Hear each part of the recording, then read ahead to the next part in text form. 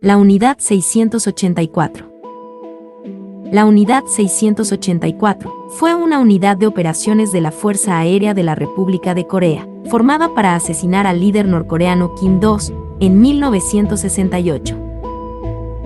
Según el Ministerio de Defensa Nacional, la unidad era oficialmente un destacamento del Grupo 2325 de la Fuerza Aérea, que reclutó a 31 civiles, ya fueran delincuentes menores o jóvenes desempleados a quienes se les prometió dinero y puestos de trabajo si tenían éxito en su misión.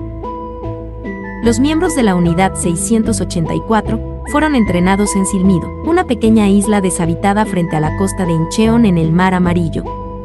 Los miembros de la Unidad 684 soportaron 3 años de entrenamiento excepcionalmente duro, durante los cuales murieron 7 miembros. La misión de asesinato de la Unidad 684 fue cancelada en agosto de 1971, luego de una mejora en las relaciones entre Corea del Norte y Corea del Sur. El 23 de agosto de 1971, los 24 miembros supervivientes de la Unidad 684 se amotinaron, mataron a todos menos a 6 de sus guardias y se dirigieron al continente. Los días siguientes, 20 miembros de la unidad fueron baleados o se suicidaron con granadas de mano. Los 4 supervivientes de la Unidad 684 fueron condenados a muerte por un tribunal militar y ejecutados el 10 de marzo de 1972. Campaña de las 100 Flores. La campaña de las 100 Flores, también denominada Movimiento de las 100 Flores, fue un periodo entre 1956 a 1957, en la República Popular China, durante el cual el Partido Comunista Chino alentó a los ciudadanos a expresar abiertamente sus opiniones sobre el Partido Comunista. Tras el fracaso de la campaña, el presidente, Mao Zedong, llevó a cabo una represión ideológica contra quienes criticaban al partido, que continuó hasta 1959. Después de este breve periodo de liberalización, la represión continuó durante 1957 y 1959, como una campaña antiderechista contra los que criticaban al régimen y su ideología. Los ciudadanos fueron detenidos en oleadas por cientos de miles, criticados públicamente y condenados a campos de prisioneros, para su reeducación mediante el trabajo o incluso la ejecución.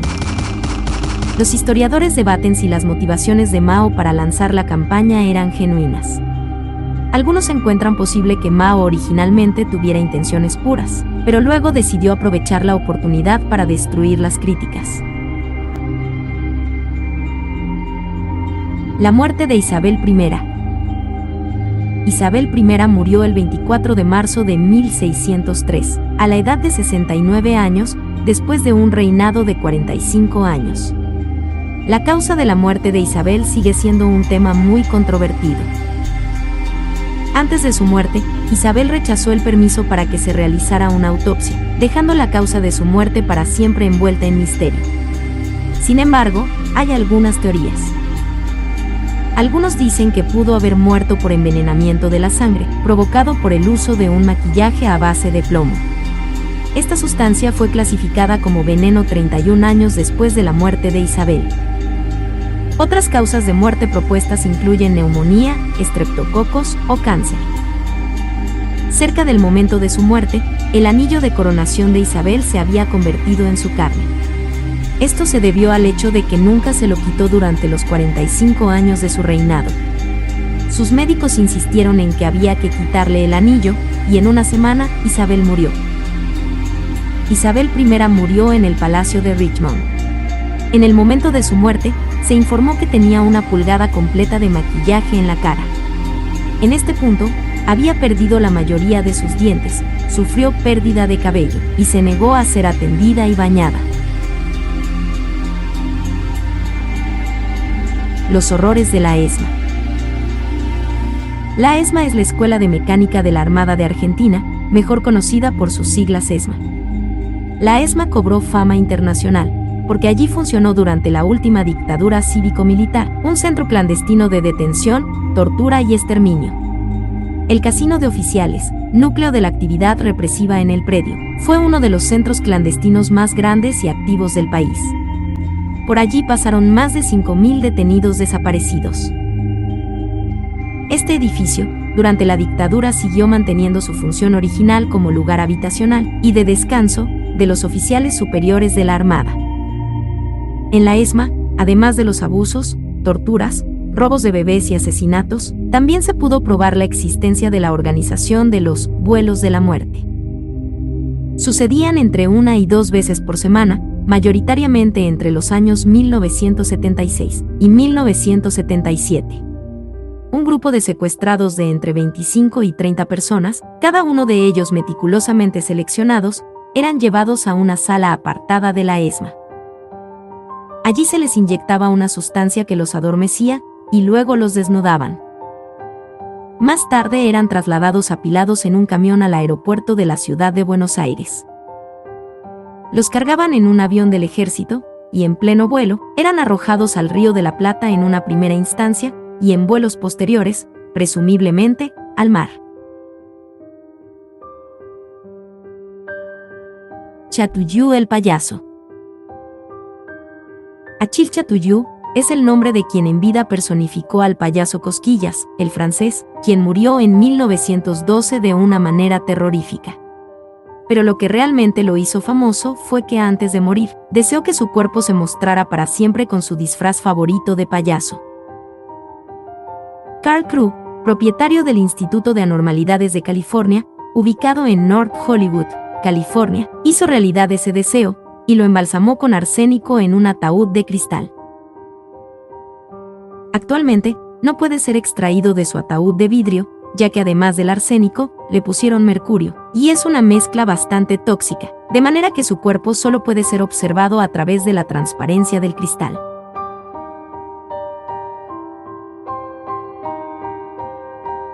El peor asesino confeso de la historia. Esta es la historia de un hombre sueco llamado Thomas Quick.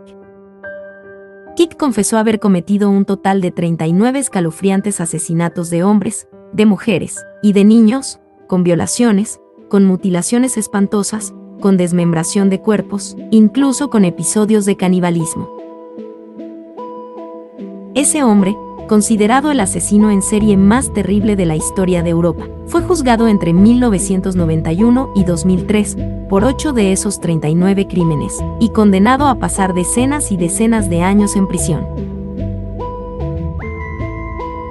Su imagen y sus crímenes dieron la vuelta al mundo.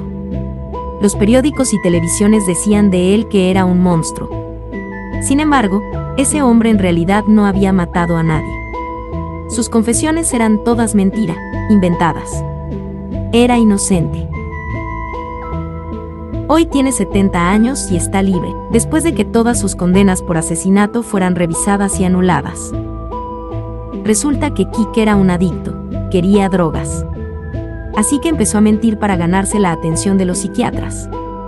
Para él fue fácil, estaba acostumbrado a mentir, llevaba toda su vida haciéndolo.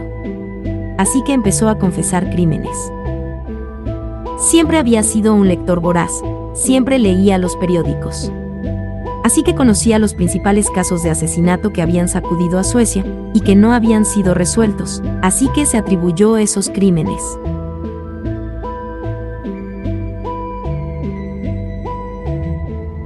Operación Cóndor. La Operación Cóndor fue una campaña de represión política y terrorismo de Estado, respaldada por Estados Unidos, que incluía operaciones de inteligencia y asesinatos de opositores. Fue implementada oficial y formalmente en noviembre de 1975 por las cúpulas de los regímenes dictatoriales del Cono Sur, operando en Chile, Argentina, Brasil, Paraguay, Uruguay, Bolivia, Perú, Ecuador, Colombia y Venezuela. El gobierno de Estados Unidos proporcionó planificación, coordinación, formación sobre la tortura, apoyo técnico y suministró ayuda militar a las juntas militares durante las administraciones de Johnson, Nixon, Ford, Carter y Reagan. Este apoyo para violaciones de los derechos humanos se canalizó con frecuencia a través de la CIA. El Plan Cóndor se produjo en el marco de la estrategia de Estados Unidos en la Guerra Fría, guiada por la doctrina de la seguridad nacional, promoviendo las dictaduras, con el fin de suprimir sectores políticos de izquierda, e impulsar un nuevo modelo económico, centrado en garantizar beneficios crecientes a los sectores más conservadores y con mayores recursos materiales. En 1992, el juez paraguayo, José Fernández, encontró una serie de archivos militares que habían permanecido ocultos durante décadas. Eran los llamados archivos del terror. Según los archivos hallados en Paraguay, hubo más de 50.000 personas asesinadas, 30.000 desaparecidos y 400.000 presos. Las caras de Belmes.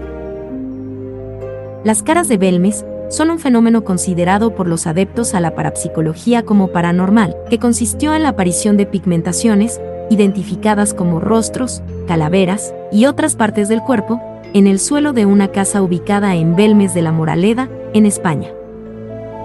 La primera noticia sobre el fenómeno apareció publicada en un diario local en noviembre de 1971 y fue tratada profusamente por los medios de comunicación de la época.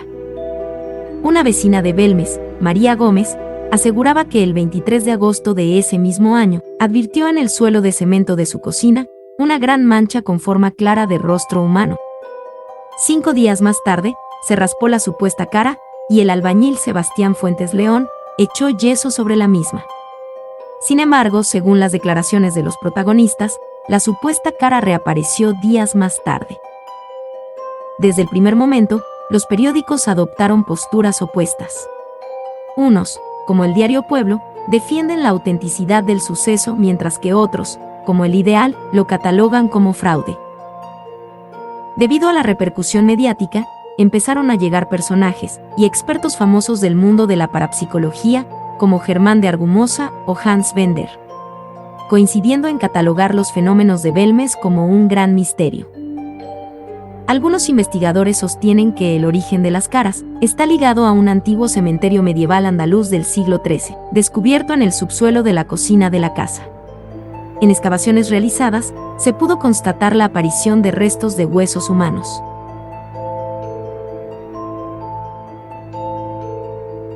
Un árbol en un pulmón. Artyom Sidorkin acudió a un hospital de Izhevsk, en la Rusia occidental, con fuertes dolores en el pecho y tosiendo sangre.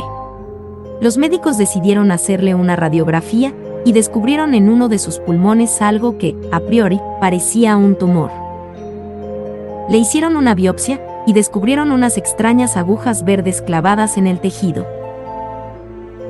En el pulmón del paciente, de 28 años, había una rama de abeto de 5 centímetros, que le fue retirada de inmediato. Los doctores descartan que Sidorkin ingiriera la rama y sospechan que pudo haber inhalado un extraño brote, y tras ello comenzó a crecer en el interior de su cuerpo. La estación de radio UVB 76. La emisora de radio UVB 76 es conocida por muchos aficionados del medio como el timbre. Esto hace referencia al más inusual, misterioso y ampliamente discutido contenido de una emisora. Un corto y monótono zumbido, repetido a un promedio de 25 pulsos por minuto, durante 23 horas y 10 minutos por día y de origen desconocido. En la actualidad, la emisión del zumbido es continua durante el tiempo de emisión. En muy raras ocasiones, los zumbidos han sido sustituidos, y cuando esto ha sucedido, ha sido por lo general para dar lugar a transmisiones de secuencias de números y palabras en ruso. El propósito de la emisora es desconocido. A veces, se han escuchado conversaciones lejanas y otros ruidos desde atrás del micrófono, lo que quiere decir que el zumbido no se genera internamente, sino que se transmite con un dispositivo colocado detrás del micrófono en directo y que está siempre abierto. En Internet se puede encontrar un registro detallado de las transmisiones desde 1990.